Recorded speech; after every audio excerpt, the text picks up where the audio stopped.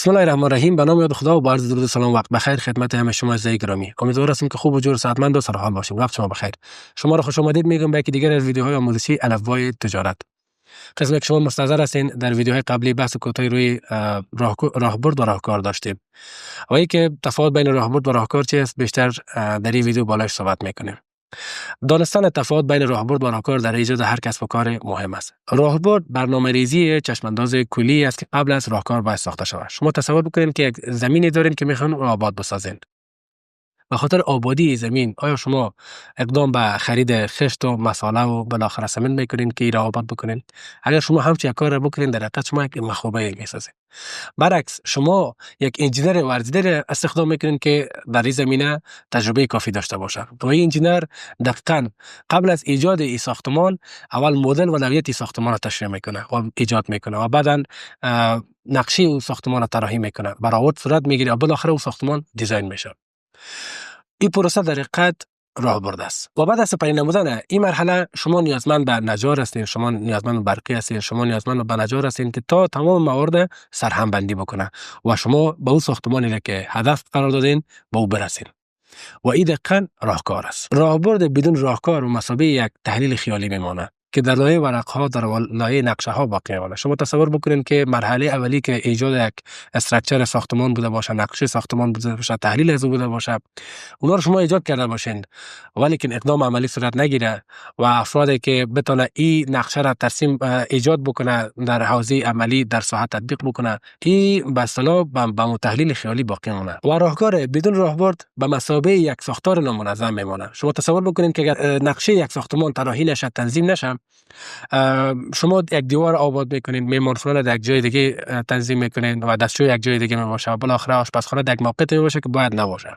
در اخیر شما متوجه میشین که واقعا یک مخروبه آباد شده و آن چیزی که باید ساخته میشد و استفاده اعظمی که از ساحه در موقعیت زمین میشد او استفاده نمیشه. پس به می اندازه که راهبرد و راهکار در ساختن یک ساختمان مهم است، در ساختن یک بزنس و در ساختن یک کسب و کار هم نقش بسیار اساسی داره. شما قبل از اینکه اقدام به ساختن یک بزنس میکنین شما باید شرایط بازار را تحلیل بکنین و اینکه چی مفادی و چی سودی میتونه بزنس شما به مردم داشته باشه، این باید ارزیابی و تحلیل شه و بعد از او متناسب با راهکار شما راهبرد شما باید تنظیم شود. متاسفانه اکثرا راهکارها تصادفی تشکیل میشه، بروشر تنظیم میشه، بین مردم پخش میشه و از آدرس یک شرکت بالاخره نهایتا یک ویژگی، یک خارق‌العادگی که اینا بکنن یک وبسایت طراحی میشه و عین بروشر در وبسایت پخش میشه، گویا وبسایت یا بروشر الکترونیکی تنظیم شده و به مردم آگاهی دهی میشه و با امید ازی هستن که بتونن در بازار جای پای پیدا بکنن و رشد بکنن. این به مثابه از این میمونه که شما یک عسکری را در نظر بگیرین یا یک تیراندازی را در نظر بگیرین که در بین دود و غبار بوده باشه و نشان و تارگت از این تعریف نشده باشه و معلوم نباشه. با امید زدن به تارگت یا به نشان این امو پرتاب های خود انجام میده و به هر طرف و به هر سمت سو پرتاب میکنه تا اینکه به هدف بخوره نشانشان و تیرشان. این یک هزینه بسیار زیاد و هزینه هنگفتی را در قبال خود داره. این تیرها به مثابه امو پولی است که یا اقتصادی است که باید در اختیار شما قرار داشته باشه و به هر سمت سو شما را پرتاب بکنین تا اینکه به هدف برسین. اما راهکار و روش خیلی مناسب دیگه هم وجود داره برای کسب و کارهایی که تازه ایجاد شده و همچنین یک اقتصاد بزرگی را ندارند. چرا اکثرا شرکت‌ها را شما اگر دیده باشین در مارکتینگشون هدفی است که عموم مردم با اونا آشنایی پیدا بکنن، از خدماتشون، از محصولاتشون، از دستاوردهایشون عموم مردم میخواین اونا را بشناسن و اینا به خاطر این کار سرمایه کافی دارند و اکثرا زبان زد عام و خاص این شرکت ها میشه. ولی شما به خاطر انجام مارکتینگ و بالاخره بازاریابیتون و جا افتادن خود بزنستون اگر همچین یک راهکار روی دست بگیرین مطمئناً که این هزینه و این هنگفت پولی را شاید شما متقبل شده نتونین. بعضیا به این فکر هستن که ما محصولات خوب داریم و خدمات خوب داریم و نیاز به خاطر بازاریابی و مارکتینگ نداریم. این دقیقاً یک فریبی است که اکثرا مردم در ذهن خود می داشته باشن.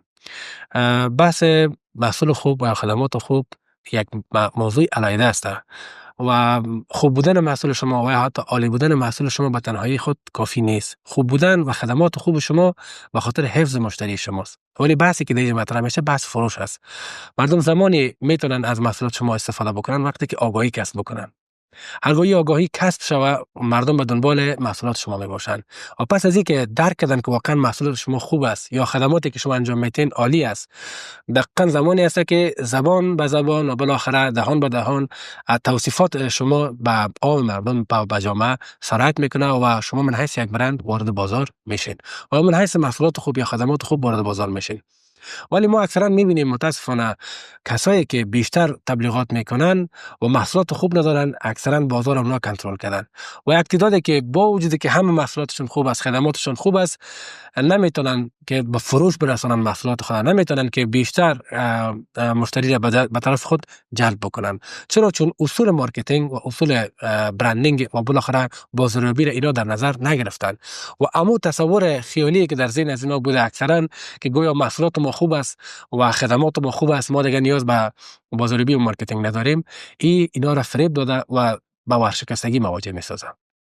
اما مطمئن هستم که هر کسب و کار نیاز به راهبرد و راهکار داره و چنانچه که ما شما تحلیل کردیم و ارزیابی کردیم که هیچ راهکار بدون راهبرد و هیچ راهبرد بدون راهکار موفقیت آمیز نیست. پس اینا لازم و ملزوم یکدیگه هستند. بسیار زیاد تشکر از توجه شما و ما شما وارد فاز بعدی میشیم، مرحله بعدی که دقیقاً از مقدمات خود ایجاد هر کسب و کار گذشته و به خاطر ایجاد هر کسب و کار که سه مرحله را ما معرفی کرده بودیم، مرحله قبل از ایجاد، در جریان ایجاد یک کسب و کار و مرحله آخری بعد از ایجاد هر کسب و کار است. ما در مرحله اول که قبل از ایجاد هر کسب و کار ما قرار است چه کاری انجام بدیم، ان شاء الله در ویدیو بعدی بالایش صحبت میکنیم.